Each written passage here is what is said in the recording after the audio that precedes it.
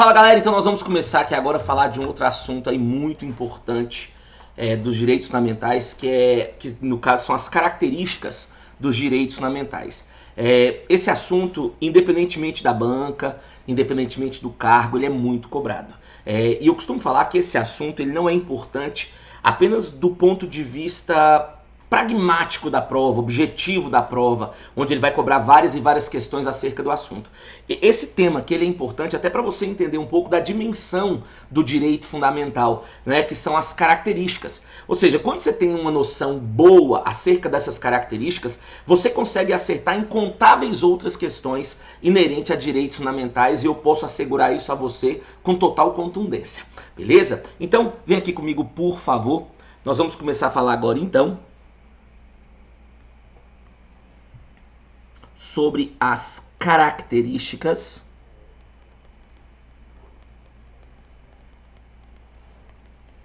dos direitos fundamentais. Características dos direitos fundamentais. Eu costumo falar, pessoal, que nós temos características, na verdade, a todo gosto. Todo doutrinador fala de uma característica diferente, coloca uma característica diferente. Agora, nem todas essas características são cobradas em prova. E como vocês sabem, nós precisamos ser objetivos. Afinal, nós não estamos aqui estudando para um curso de direito. Não, estamos estudando direito constitucional para concurso. Então, temos que ser ali assertivos nessas características e não colocar coisas além do que de fato vocês precisam. Beleza? Então, vem comigo aqui na nossa primeira característica. A primeira característica que nós vamos colocar aqui é a universalidade. Universalidade. Aí eu quero que vocês coloquem assim, por favor. Vamos lá. Por muito tempo, o direito fundamental foi restrito. Por muito tempo, o direito fundamental foi restrito. Todavia, atualmente, independentemente de qualquer circunstância,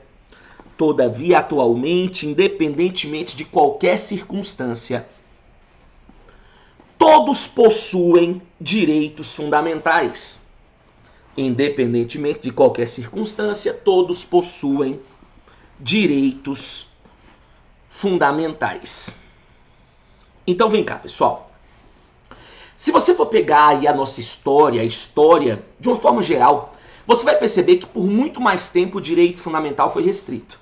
Nós vimos períodos em que somente homens tinham direitos fundamentais, homens de pele branca, ou que tivessem uma determinada capacidade ali intelectual, uma condição financeira. Então, por muito mais tempo ao longo da história, o direito fundamental foi restrito. Todavia, atualmente, independentemente de qualquer circunstância, independentemente de qualquer situação, todos gozam de direitos fundamentais. Não me interessa se você é rico, pobre, negro ou branco, homem ou mulher. A regra é que todos hoje possam usufruir de direitos fundamentais. Você pode ser um nacional, você pode ser um estrangeiro, beleza? Hoje, o direito fundamental ele tem essa característica de ser universal. Todos, independentemente de qualquer circunstância, podem usufruir desses direitos. Só que aí tem um detalhe aqui que eu sempre gosto de colocar para o meu aluno, que é o seguinte. Eu posso afirmar categoricamente para você o seguinte. Todos possuem direitos fundamentais, certo? Agora, ninguém possui todos os direitos fundamentais. Nem você, brasileiro nato, no pleno exercício dos seus direitos políticos, com todas as quitações em todos os âmbitos, tudo certo. Nem você goza hoje de todos os direitos fundamentais. Por quê? Porque o direito fundamental ele precisa estar compatível com a sua natureza. Eu quero que você entenda que nós temos direitos fundamentais que só são compatíveis com pessoas físicas. Tem direito fundamental que só é compatível com pessoa jurídica. Tem direito fundamental que somente nacionais possuem. Tem direitos fundamentais que todos vão poder usufruir. Beleza? Vamos colocar uma observação aqui, porque isso aqui é importante demais. Quer ver? Então, ainda com base aqui na universalidade, coloquem assim, ó. Observação. Aí coloquem assim, ó. O direito fundamental deve estar compatível com a natureza da pessoa. O direito fundamental deve estar compatível com a natureza da pessoa.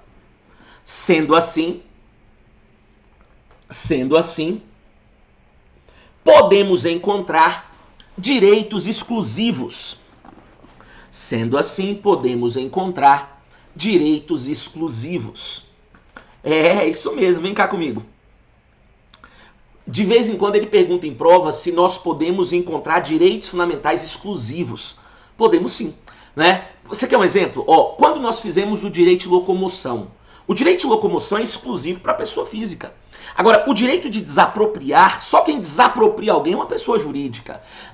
O direito de, vamos dizer, de ação popular, somente cidadãos é que podem usufruir. Então, como o direito tem que estar compatível com a minha natureza, em algumas situações específicas nós podemos sim e vamos encontrar direitos exclusivos. Então, mais uma vez vou repetir. Todos gozam, todos possuem de direitos fundamentais, mas ninguém possui todos. Beleza? Então nós sabemos aí que o direito fundamental ele é universal, mas nós acabamos aí lapidando melhor essa situação com essa observação. Segunda característica, vamos nessa. Segunda característica que eu quero colocar para vocês é essa aqui, ó. Concorrência. Concorrência. Aí coloquem, por favor. É a possibilidade da utilização simultânea. É a possibilidade da utilização simultânea dos direitos fundamentais. É a possibilidade da utilização simultânea dos direitos fundamentais. Vou até colocar aqui entre parênteses, ó. Os direitos fundamentais podem ser utilizados concomitantemente. Vamos entender isso aqui? Vamos lá. Olha aqui agora, por favor. Podem ser utilizados concomitantemente. Vejam aqui. Quando nós falamos o termo concorrência, vem comigo. Concorrência, se você pegar pela literalidade da palavra, dá a ideia de quê? De disputa, concorda? Olha, nós estamos concorrendo a uma vaga no serviço público. Então, concorrência geralmente dá essa ideia de disputa. Cuidado. Pode dar a ideia de disputa no sentido amplo da palavra. Para nós, não. Para nós, o concorrência aqui tem que nos trazer a ideia de concomitância, de simultaneidade. Ou seja, não é porque eu estou usando agora um determinado direito fundamental que eu tenho que terminar com esse aqui, para que só posteriormente eu possa usar um outro. Não, eu posso usar vários direitos fundamentais ao mesmo tempo, porque eles são concorrentes. Exemplo, eu estou usando aqui agora da minha liberdade de expressão, do meu direito de ofício, do meu direito de intimidade, privacidade, né? Quando eu chego na minha casa, eu uso do meu direito de inviolabilidade de domicílio, de intimidade, de vida privada, né? Então veja, você consegue usar vários direitos ao mesmo tempo. Então essa possibilidade que nos é concedida de utilizarmos vários direitos ao mesmo tempo, nós chamamos isso de concorrência dos direitos fundamentais. Então eu vou repetir, que é para não ter erro na hora da prova. Ele vai tentar de toda e qualquer forma falar que esse concorrência aqui gera a ideia de disputa. Porque os direitos fundamentais estão disputando entre si. Mentira! Não pode gerar em hipótese nenhuma essa noção para vocês. Essa concorrência aqui, uma das características dos direitos fundamentais, tem que nos trazer a ideia de simultaneidade. Ou seja, não é porque eu estou usando esse direito fundamental agora que eu tenho que esperar terminar com ele para que só posteriormente eu possa usar um outro. Não, eu posso usar vários ao mesmo tempo. Então, essa possibilidade de usar vários direitos fundamentais ao mesmo tempo, a partir de hoje, nós vamos chamar isso de concorrência. Beleza? Então, tá vendo o porquê que você tem que estudar?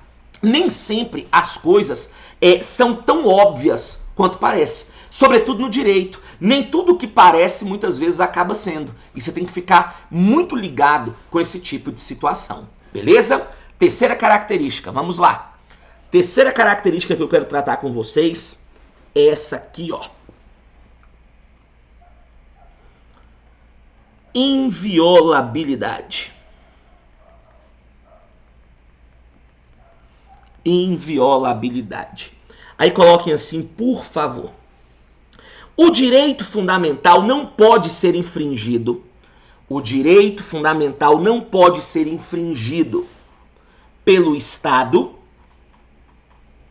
Não pode ser infringido pelo Estado, nem por outros particulares. Não pode ser infringido pelo Estado, nem por outros particulares. Pessoal, vem aqui comigo, por favor. Uma das características mais essenciais que nós temos aí do direito fundamental é a inviolabilidade. Imagina você se o direito fundamental ele pudesse ser livremente violado, né? Peraí, qual a proteção que nós temos? Eu não sei se vocês lembram, mas por que nós criamos direitos fundamentais? Sobretudo, principalmente, para nos proteger, nós cidadãos, frente aos abusos que eram cometidos pelo Estado. Então o Estado ele violava o seu direito fundamental em toda e qualquer situação, de toda e qualquer forma. Até o ponto que vem um Estado de direito, um Estado de poderes limitados e fala assim, não, peraí, a coisa não funciona assim. Eu tenho que dar aos cidadãos um escudo protetivo. Eu tenho que dar aos cidadãos uma proteção frente aos abusos do Estado. Por isso que, então, em regra, o direito é inviolável. Então, entenda, claro que com o tempo as coisas foram mudando. Então, hoje, o meu direito fundamental não é inviolável apenas por conta do Estado, mas também por conta de outros particulares. Então, quando eu conceituei inviolabilidade, eu falei que o direito fundamental não pode ser infringido, não pode ser violado, nem pelo Estado, nem por outros particulares. Agora, claro, eu não quero que você analise essas características de forma absoluta. Ah, porque é isso, ponto final, e jamais admite exceção. Não, vai devagar. Você tem alguns direitos fundamentais que hoje podem ser violados? Sim. Agora, guarda um detalhe básico na sua cabeça. Para eu violar qualquer direito fundamental é imprescindível, é necessário que sempre seja cumprido um devido processo legal. Eu não sei se vocês sabem, mas nós pagamos um preço por viver em um Estado, em uma sociedade. Por exemplo, o Estado pode cercear minha liberdade, o Estado pode me privar de um bem. Agora, para que o Estado possa fazer isso, cometer essa violação, ele obrigatoriamente tem que seguir um devido processo legal. Por exemplo, eu tenho direito de propriedade. Então, em regra, a minha propriedade é inviolável. Agora, peraí. A Constituição fala no artigo 5º, inciso 24, que em caso de necessidade pública, o Estado ele pode desapropriar você. Agora, é claro, o Estado, para ele desapropriar, ele tem que seguir um processo previamente estabelecido por lei, que é um devido processo legal. Então, lembre, a regra é, o direito fundamental é inviolável.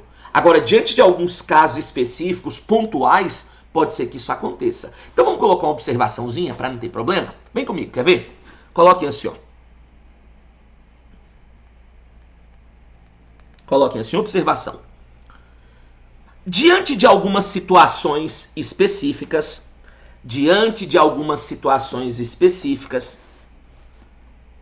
é possível que haja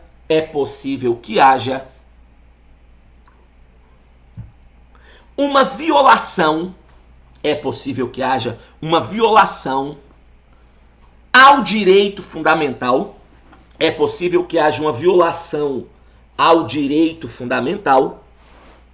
desde que seja cumprido o devido processo legal.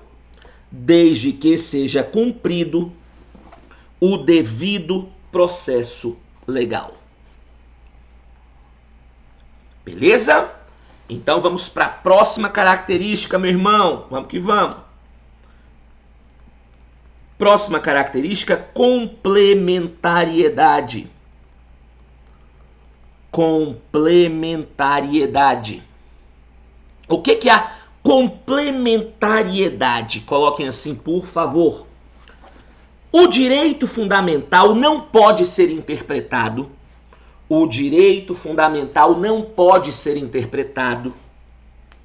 De forma isolada. O direito fundamental não pode ser interpretado de forma isolada. E sim em conjunto.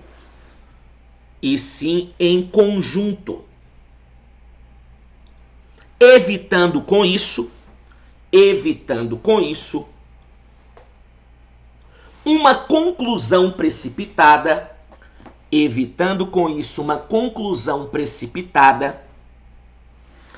e, consequentemente, equivocada. Uma conclusão precipitada e, consequentemente, equivocada. Agora vamos lá, pessoal. E eu costumo falar que essa característica aqui especificamente, ela é importante até para o seu estudo do direito constitucional como um todo. Sempre que você for analisar uma norma constitucional, tente evitar ao máximo analisar, interpretar a norma de forma isolada. Porque quando você a interpreta de forma isolada, você pode chegar a uma conclusão precipitada. Porque a nossa Constituição ela tem que ser vista como uma unidade, ela tem que ser vista como um todo. E aí acontece algo muito comum que é o seguinte, às vezes eu tenho um direito aqui e eu tenho uma exceção logo à frente. Às vezes eu tenho um direito aqui, mas eu tenho uma exceção sem artigos à frente. Então, se eu analiso aquele direito de forma isolada, eu posso chegar a uma conclusão precipitada e, consequentemente, errada sobre aquela situação. Quer um exemplo? Quando você pega o artigo 5º, o artigo 5º fala que é livre a liberdade de expressão, artística, intelectual, científica, aí ele continua. Independentemente de censura ou de licença. Independentemente de censura ou de licença. Então, peraí. Se eu analiso esse texto de forma isolada, eu posso entender o quê? Eu faço o que eu quero, a hora que eu quero, do jeito que eu quero. Se não tem censura nem licença, é isso que vai acontecer. Concorda? Agora vem cá. Quando você analisa o todo, e você vai, por exemplo, lá no artigo 226, lá a Constituição fala sobre família. E ela fala que quando, por exemplo, a emissora de TV for divulgar alguma coisa e tudo, ela tem que adequar aquela programação ao horário e ainda assim fazer a classificação etária daquela programação. Olha, programa não recomendado para tal idade. Se você na condição de pai, de responsável, quer deixar o seu filho assistir, beleza. Mas nós estamos falando que não é aconselhável. Porque às vezes pode ser uma cena muito violenta, uma cena pornográfica. Então, visivelmente acontece aqui um conflito. Um conflito entre a liberdade de expressão e o direito de família. Nesse conflito, quem acabou prevalecendo? A família. Agora, como que eu chego a essa interpretação? Porque eu analisei a norma de forma isolada? Não. Porque eu analisei o conjunto dela, eu analisei a unidade dela. Então, essa situação em que você tem que analisar o direito fundamental como um todo, nunca de maneira isolada, nós chamamos isso de complementariedade. Beleza? Vamos para a quinta característica, vem comigo. Próxima característica que nós vamos colocar aí.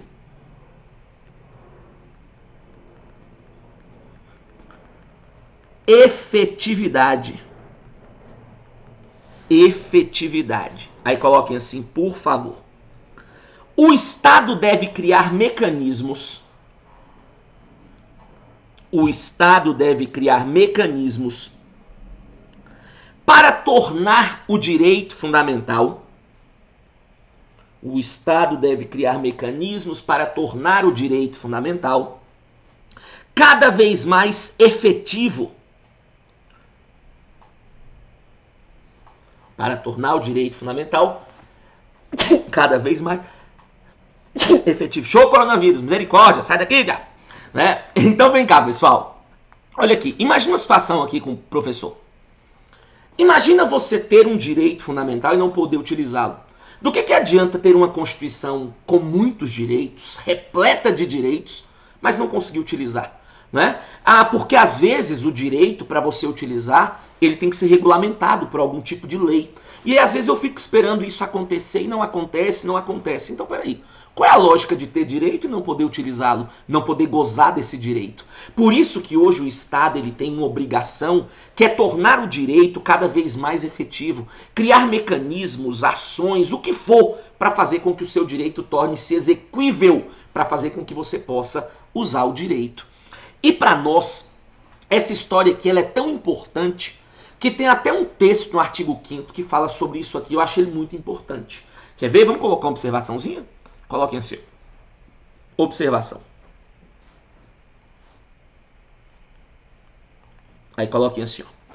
As normas definidoras dos direitos e garantias fundamentais, as normas definidoras dos direitos e garantias fundamentais tem aplicação imediata. Tem aplicação imediata. Aí, entre parênteses, coloquem assim, ó. Artigo 5º, parágrafo 1º da Constituição. Artigo 5º, parágrafo 1º. Então vejam, pessoal, a nossa preocupação em tornar o seu direito fundamental efetivo é tanta, é tão latente, que a própria Constituição fala no artigo 5º, olha, as normas que definem direitos fundamentais têm aplicação imediata, ou seja, nós vamos tentar de tudo que for possível para fazer com que o seu direito fundamental ele seja utilizado de maneira imediata, beleza? Então, nós já sabemos que os direitos fundamentais têm como característica a universalidade, a concorrência, a inviolabilidade, a complementariedade, a efetividade. Vamos fazer mais uma característica aqui, ainda temos algumas ainda, viu? Cuidado, então vamos nessa. Próxima característica aqui, ó. Coloquem assim, ó. Inalienabilidade. Inalienabilidade. Aí coloquem assim, por favor. Em regra, os direitos fundamentais, os direitos fundamentais não podem ser vendidos. Em regra, os direitos fundamentais não podem ser vendidos, emprestados, não podem ser vendidos, emprestados ou doados. Não podem ser vendidos, emprestados ou doados. Pois não possuem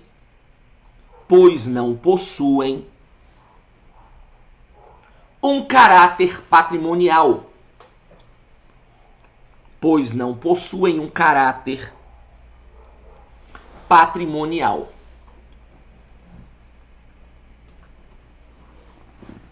Beleza? Eu costumo falar para meus alunos que um dos papéis que o direito ele cumpre, um dos papéis que o direito tem é limitar os excessos. Imagina você se o direito fundamental ele pudesse ser livremente comercializado. Imagina se nós pudéssemos vender, trocar direitos o tempo inteiro. Ia ter gente vendendo órgãos, ia ter gente trocando locomoção com político vagabundo, não é? Então o que acontece? Justamente para evitar esses excessos, obviamente, o direito ele entra numa condição de inalienável. Em regra, você não pode vender, não pode emprestar, não pode doar. Só que vem cá, abençoado, por favor, não analise essas características de forma absoluta, de forma que não haja restrição, que não haja limitação.